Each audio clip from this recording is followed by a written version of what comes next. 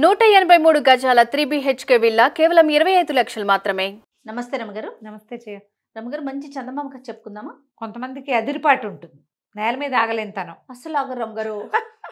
పెనం మీద గింజ పేలిగింజ పేలిపోతూ ఉంటారు. ఏమిటో ప్రతిదానికి పేలిపోతారు. నాకేం తక్కువ అనుకుంటారు, నేను అందరికంటే ఎక్కువ అని భావిస్తారు, ఎక్కువగా ఉండాలని కోరుకుంటారు. ఇలాంటి ఒక రాజకుమార్తె కథ బాగుంది. కళింగ రాజకుమార్తె మైనావతి మహాందగత్తెట. ఆ పిల్లకి ముందు చిన్నప్పటి నుంచి నువ్వు సూపర్ సూపర్ సూపర్ అనే మాట విని విని విని విని ఎక్కిపోయి ఉందన్నమాట. ఓహో, నేను సూపర్ అని ఫీల్ అయిపోతుంది. సూపరే అయితే మాత్రం, సూపర్ అయితే మాత్రం ఏమిటి, అదే కదా ఏమిటి. నేను అదే అనుకుంటా. చాలా మందిని చూస్తా నేను, ఒక ఆగలేదని నేను సూపర్ అనుకుంటావు, బాగుంది, అయితే ఏమైపోతావు ఏమిటి? నీకే అందరిలాగానే నీకు 2 కాళ్ళే ఉంటాయి, 2 చేతులే ఉంటాయి, నువ్వు కొన్నాళ్లే ఉంటావు ఇక్కడ. కరెక్ట్, అవునా కాదా? మీరున్నారే, మీరే అయితే ఏమిటి నీ సూపర్ నీకే ఉంటుంది. కట్ చేసి స్టేటస్ పెట్టుకోవాలి. ఎంత సూపర్ వాళ్ళైనా అమ్మ నీ సూపర్ థింగ్, మొగైనా ఆడైనా, గొప్పవాడు కానీ మామూలు వాడు కానీ, ప్రతిదానికి ఒక సమయం అంటూ ఉంటుంది, అన్ని చోట్ల ఉండదు. నీ సూపర్ థింగ్ని గుర్తించనివి, లెక్క పెట్టనివి, అది అసలు అవసరమే లేనివి ప్రపంచంలో నీ జీవితంలోనే బోల్డని ఉంటాయి. ఎందుకు సూపర్ అనుకోవాలి? ఒక తాత్కాలికమైంది. ఇప్పుడు నేను భలే బాగున్నారు మీరు ఇవాళ అంటే ఓకే, నేను ఎప్పుడు బాగుంటాను అంటే మహాసౌందర్యంతో బాధపడుతుంటారు కొంతమంది, అదో బాధ. అక్కడి నుంచి తమ తెలివితేటలు, తమ ప్రజ్ఞాపాఠవాల పట్ల ప్రతి వాడికి తాడిని మించిన వాడు, దాన్ని తలకెత్తేవాడు, దాన్ని తలదన్నేవాడు ఎప్పుడూ ఉంటాడు. పైగా ఈ తాడెక్కటము, తాడిని తలదన్నటము అన్ని చోట్ల ఉపయోగపడవు. ఎందుకు వచ్చింది? నేల మీద కాళ్ళు పెట్టుకుని ఉండకూడదు హాయిగా బాగా? ఏమిటో ఎప్పటికీ ఉంటాయి ఆ కాళ్ళలా అని. నేల నిన్నెప్పుడు మోసం చేయదమ్మా. అవును, నువ్వు నిలబడ్డ నేల నిన్నెప్పుడు ఇబ్బంది పెట్టదు, హాయిగా నుంచోనిస్తుంది. నువ్వు నేల విడిచి సాము చేస్తే ఏమిటో అవుతుంది. నాకు అలాంటి వాళ్ళని చూస్తే చాలా విచిత్రంగా ఉంటుంది. ఏమిటి ఎందుకు ఇంత బాధపడతారు వీళ్ళు, హైరాన్ ఎందుకు అనిపిస్తుంది. చేసేస్తారు, ఏముండదు అక్కడ. ఇంతకీ ఇంకోళ్ళు వస్తారు వీళ్ళని మించిన వాళ్ళు, అంతే అంతే. కళింగ రాజకుమార్తె ఈ మైనావతికి మహాసౌందర్యంతో బాధపడేది, మహా అదిరిపాటు, ఎవరిని లక్ష్య పెట్టేది కాదు, దురుసుగా ఏదో ఒకటి అనేసేది. ఏం బాగుండలేదు, ఏం బాగుంది అలా మాట్లాడేది. సరే పిల్ల పెద్దదైంది, అమ్మాయికి పెళ్లి కొడుకుని చూద్దామనుకున్నారు. దేశాల నుంచి పటాలు తెప్పించారు. వాడు ఎర్రగా కందగడ్డలా ఉన్నాడంటుంది, వీడి చెవులు పిల్లిలా ఉన్నాడంటుంది, వాడు అలా ఉన్నాడంటుంది, వాడు గుండ్రంగా కాస్త బొద్దుగా ఉంటే పొన్నకాయ అంటుంది, సన్నగా ఉంటే ములక్కాయ అంటుంది.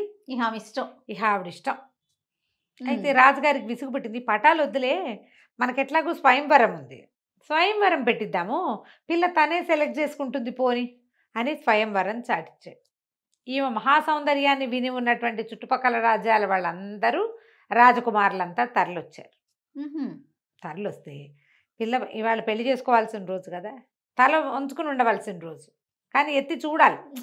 ఇది ఏమంటారు, స్వయంవరం, అమ్మాయే చూసుకోవాలి. చూసిన ప్రతి వాళ్ళని చూసి పెదవి విరిచేసింది. ఎవరు నచ్చల. వాడు లావని, వీడు నల్లగా ఉన్నాడు, వీడు పొట్టిగా ఉన్నాడు, వాడు పొడుగ్గా ఉన్నాడు, మరి ఇంతున్నాడేమిటి, ఇంత పర్సనాలిటీ ఏం చేసుకుంటామని, ఇలాగా అని అని అని చివరికి ఒక రాజకుమారుడు చక్కగా ఉన్నాడు. వీళ్ళ పక్క రాజ్యం వాడే, ఎంత బాగున్నాడో. కానీ అమ్మాయి ఆగలేంతనం కదా, పెనం మీద పేలగింజ. చూసి మీసాలు పోతల్లే ఉన్నాడు, ఇంత పెద్ద పెద్ద మీసాలనే నాకు వద్దంత. రాజకుమారులంతా వెళ్ళిపోయారు. కళింగరాజుకి విపరీతంగా కోపం వచ్చింది కూతురు మీద. కోపం వచ్చి, మీకు ఇంత అదిరిపాట, ఇంతమంది 50-60 మంది రాకుమారులు వస్తే వాళ్ళందరినీ చూసి మనిషికి ఒక పేరు పెడితే, నీ పొద్దున తెల్లవారేసరికి వాకిట్లో ఒక బిచ్చగాడో గాయకుడో ఎవడొస్తాడో వాడితోటే నీ పెళ్ళి. చాయిస్ అయిపోయింది. నీకు అవకాశాలు 2 సార్లు ఇచ్చా, నువ్వు ఉపయోగించుకోవాలా వాటిని అని చెప్పి ఖచ్చితంగా చెప్పేశాడు. రాత్రి అందరూ తెల్లబోయి ఉన్నారు, ఏమవుతుందో తెలియక. మర్నాడు పొద్దునే ఒకడు వాకిట్లో నిలబడి పాటలు పాడడం మొదలుపెట్టాడు. బిచ్చగాడు పొద్దునే పాటలు పాడతారు కదా, వస్తారు బిచ్చమాడుకోవడానికి రారు. ఆ వచ్చిన బిచ్చగాడు పెద్ద బవిరిగడ్డం, గడ్డప్పవాడు ఒకడు, సంగీతం ఏదో పాడుతుండేసరికల్లా సైనికులు పోయి బాబు లోపల రా అని పిలుచుకొచ్చారు. పిలుచుకొస్తే ఈ లోపల రాజపురోహితుడు వచ్చి రాకుమార్తెని పిలిపించి మంత్రాలు చదివి తాళిగట్టిచ్చేసాడు. అన్నంత పని చేసేసాడు. బిచ్చగాడితోటి పెళ్ళి అయిపోయింది. గడ్డం బిచ్చగాడు విత్ పాటలు వాడితోటి పెళ్లి చేసేశారు. ఎవరు వస్తే వాళ్ళతో చేస్తానని చెప్పే కదా. నీకు స్వయంవరం ఫోటోలు చూపించా, నువ్వు ఒప్పుకోవాలా. స్వయంవరం చేయించా, నువ్వు ఒప్పుకోవాలా. ఇక మూడోది నీకు ఇంకా ఛాయిస్ లేదు, నేనేం చేస్తే ఆ పెళ్ళి నువ్వు చేసుకోవాల్సింది. చేసేసారు. ఈ పిల్ల లబో దిబోమని ఏడ్చింది, గోల పెట్టింది, అరిచింది. ఎవరు వినలా ఒక్క మాట కూడా. అక్కడి నుంచి ఏం చేశారు, ఆ బిచ్చగాడికి 5 రూపాయలు చేతిలో పెట్టాడు రాజుగారు, 5 వరహాలు. అబ్బాయి ఇగో నీ పెళ్ళం తీసుకుపో, అయ్యో మా ఊళ్ళో ఉండొచ్చు పంపించేసి. ఏం చేస్తారు, ఆ అమ్మాయిని వెంబడి పెట్టుకుని బయటికి వెళ్ళిపోయాడు. మైనావతి ఏడ్చింది, మొత్తుకుంది, ఇంకేం చేయాలో తెలియలే. కొంత దూరం నడిచారు. బయట ఊర్లోంచి జనం అంతా నోరు మూసుకూరుకున్నారు. ఇంత అదిరిపాటి పిల్లకి ఇదే అవుతుంది. ఎక్కువసేపు ఆ పెన మీద పేలగింజలా పేలితే ఏమవుతుంది, చివరికి ఎగిరి పొయ్యిలో పడతారు. అంతే. ఇది పడిపోయింది ఇట్లా. అక్కడి నుంచి తీసుకుపోయాడు. తీసుకుపోతే ఒక పెద్ద అడవి వచ్చింది. కానీ ఈ అమ్మాయికి ఒకటి అర్థమైంది, వీడు బవిరి గడ్డము బండ గొంతు ఉంది, కానీ వీడంత మొరటువాడు కాదు, మనిషిని సుకుమారుడే ఇతను, ఇబ్బంది పెట్టట్లా పెద్దగా. ఫోన్లో ఇది కొంచెంలో కొంచెం నయం అనుకుంది, అంత మోటుగా ప్రవర్తించట్లా. వెళ్తే ఒక అడవిని దాటారు. అడవిలోకి వెళ్ళారు. ఈ అడవి ఎవరిది, ఏ ప్రాంతంలోది అని అడిగితే మన పక్కన రాజ్యం ఉంది కదా, మీసాలు పోతంటారే, ఆ రాజుగారి రాజ్యం ఇది అని చెప్పాడు. ఆ రాజుగారి పాలనలోకి వస్తుంది అని.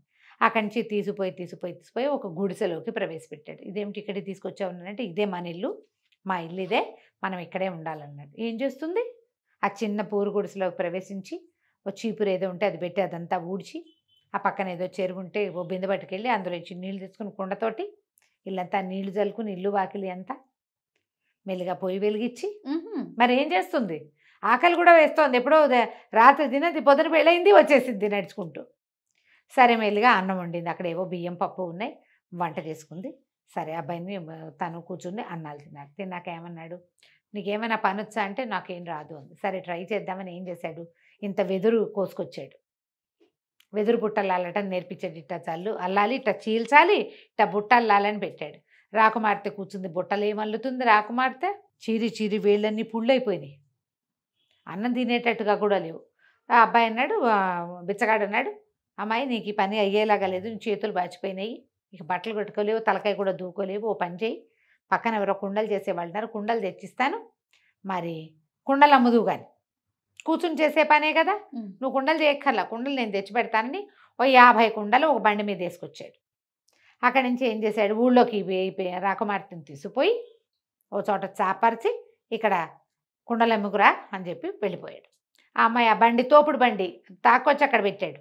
ఆ బండి మీద ఉన్నవన్నీ ఆ చాప చక్కగా పరిచి కుండలన్నీ పెరిచి గడ్డం కింద చేయబెట్టుకుని కూర్చుంది. ఎవరైనా వస్తారేమని 2 కుండలు కూడా అమ్మలేదు. కానీ ఈ లోపల పెద్ద గుర్రపు రౌతో ఒకడు వచ్చాడు, గుర్రం వేసుకుని. వాడేం చేశాడు, ఈ కుండల మీదకి పోనిచ్చి కుండలన్నీ తొక్కేశాడు. అది నష్టమే. నష్టం. ఈ అమ్మాయి కుండలు చేసిన వాళ్ళు ఏం చేయాలి, కుండలు పెట్టుకున్న వాళ్ళు కుండల వెనకాల కూర్చోకూడదు, కుండలకి ముందు నుంచోవాలి, ఎవరైనా వస్తే మీద పడిపోకుండా. ఈ పిల్ల ఎక్కడో చోట కూర్చోవటం అలవాటైన పిల్ల పోయి వెనకాల కూర్చుంది. కుండలన్నీ వదిలిపోయినాయి. నువ్వు చెప్పలేదుగా అన్నాడు ఆ గుర్రపు రౌతు. ఏం చేస్తుంది, వాడు ఏదో శస్త్రాన్ని అవి పెట్టుకుని సైనికుడు, వాడిని ఏమంటుంది, వికమహం వేసుకుని సాయంత్రం చాప చోటు సంకలు పెట్టుకుని ఇంటికి వచ్చింది. ఏవి డబ్బులు అన్నాడు. ఏం చేయను, మొత్తం అన్నీ పగిలిపోయినాయి, ఇట ఎవరో తవ్వేశారు, తన్నేసేసాడు అంటే. సరే ఏమన్నాడు, సరే నీకు ఈ పని వల్ల కావట్లేదు, పోనీ ఏదో కొంచెం వంట వచ్చింది కదా, నీకు వచ్చు కదా, వండుతున్నావు కదా, రాజుగారి వంటశాలలో ఏదో ఒక పని చేద్దు కానీ అని చెప్తే బిక్కమొహం వేసుకుంది. ఇది ఈ రాజ్యం ఎవరిది, తను వద్దనుకున్న మీసాల పోతు రాజుది. ఓహోహో, వాళ్ళ వంటశాలలో పనిచేయటం ఏమిటి నేను, కానీ మరి నాకు ఇంకో దిక్కేది, నాన్న లేడు, ఇల్లు వాకిలి లేవు, రాజ్యం లేదు, భోజ్యం లేదు, వీడెవడో బిచ్చగాడు మొగుడు.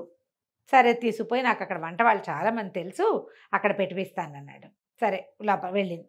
అక్కడ కూరగాయలు తరగటము అట్లా వంగి పని చేయటం మెల్లిగా మొదలుపెట్టింది. రోజు సాయంకాలం అయ్యేసరికల్లా ఏవో భక్ష్యాలు అవి ఇవి ఇచ్చేవాళ్ళు. అవి ఫోన్లో మూట కట్టుకుని కొంగులో ఇంటికి తీసుకొచ్చేది, భర్తకు పెట్టేది. 10 రోజులు ఏమో గడిచింది. 10 రోజుల తర్వాత పెద్ద పెళ్లి సన్నాహం జరుగుతోంది. ఎవరిదో పెళ్ళి, ఆ మీసాలు పోతుందే పెళ్ళో ఎవరిదో తెలీదు, కానీ పెళ్లి సన్నాహం జరుగుతుంది. బోల్డ్ పిండి వంటలు వండారు. అక్కడి నుంచి వంట చేస్తున్న అతను ఉన్నాడు లోపల. అతనికి ఈ అమ్మాయి సహాయంగా ఉందన్నమాట. ఏమన్నాడు, సరే సాయంకాలం అయ్యేసరికల్లా ఈ అమ్మాయి పిండి వంటలన్నీ మూట కట్టుకుంది, కొంగులో పెట్టుకుంది, వెళ్ళొస్తారంటే ఏమన్నాడు, మరి పెళ్ళి కదా, బోల్డ్ దీపాలు అవి పెడతారు, ఎంత బాగుంటుందో, చాలా విద్యుత్ దీపాలు అవి అలంకరిస్తారు. చూద్దాం రా, చూసాక వెళ్ళొచ్చులే, ఏమంత చీకటి పడిపోయింది, రా రా అని మామయ్యని వెంబడబెట్టు తీసుకెళ్ళాడు. ఓ సభా మండపం, బోల్డని చిత్ర విచిత్రాలు లేని దీపాలు అవి వేళ్లాడేశారు. లోపల నుంచి గానా కచేరీ వినపడుతుంది, సంగీతాలు అవి వినిపిస్తున్నాయి. సరే, ఈ అబ్బాయి, ఈ వంట అతనును, ఈ పిల్ల, ఈ రాకుమార్తె మైనావతి వంగిట చూస్తున్నారు. చూస్తుండేసరికి ఆ లోపల కూర్చున్న ఆ మీసాల పోతు రాజుగారు, ఎవరైతే అక్కడ తొంగి చూస్తుంది ఇట్రాండి అని పిలిచారు. పిలిచేసరికి ఏం చేయాలి, బిక్కమొహం వేసుకుంది. ఒట్టిగా చూస్తే ఎట్లా, నాట్యం చేసి వెళ్ళమనండి అన్నాడు.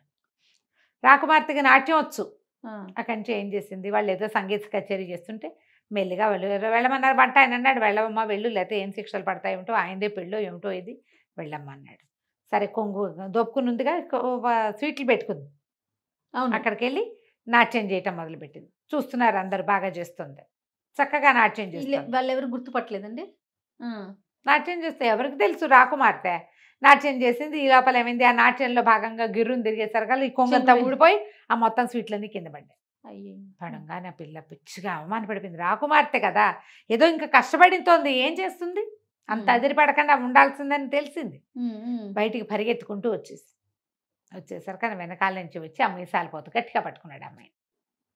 పట్టుకుని, ఎక్కడికి వెళ్ళిపోతున్నావు, తెల్లవారితే మన పెళ్ళి, ఇక్కడే ఉండు అనేసరికి అమ్మాయి నిర్ఘాంతపోయింది. అయ్యో, మీరు ఎవరు అనుకుంటున్నారో, కాదండి, నా పెళ్ళి అయిపోయింది, నేను నా భర్తతోటే ఉన్నాను 10 రోజుల నుంచి, స్వయంవరమైన మర్నాడే నా పెళ్ళయింది, నన్ను వదిలిపెట్టండి, మా ఆయన నా కోసం వెయిట్ చేస్తుంటాడు, వెళ్ళిపోతాను నేను అనేసరికల్లా పక్కపక్కన బెడ్, నన్ను గుర్తించలేదు, గొంతు మార్చేసరికల్లా, నేను పెళ్లి చేసుకున్న గడ్డం వాడిని నేనే, గుర్రపు రౌతుని కూడా నేనే, నీ కుండలని పగలగొట్టిన వాడిని, నీకు అంత అదిరిపాటుగా ఉన్నావు నువ్వని అది తగ్గించడానికి మీ నాన్నగారితో మాట్లాడి పొద్దున్నే వచ్చి నేను పెళ్లి చేసుకున్నాను, అక్కడ ఏదో ఓం ఓం అని పెళ్లి చేశారు, ఇక్కడ రాజుకు తగిన పెళ్ళి అవుతుంది, రారా నువ్వు తగ్గేవు, అదే కావాలి నాకని చెప్పి ఆ అమ్మాయిని అంతఃపురంలోకి తీసుకెళ్ళాడు. బోళ్ళంతమంది చెలికత్తులు వాళ్ళు ఉన్నారు, చక్కగా స్నానం చేసి అలంకారం చేశారు. తర్వాత ఎంతకాలమో ఆ రాజ్యానికి మహారాణిగా చాలా మంచి పేరు తెచ్చుకుందట మైనావతి.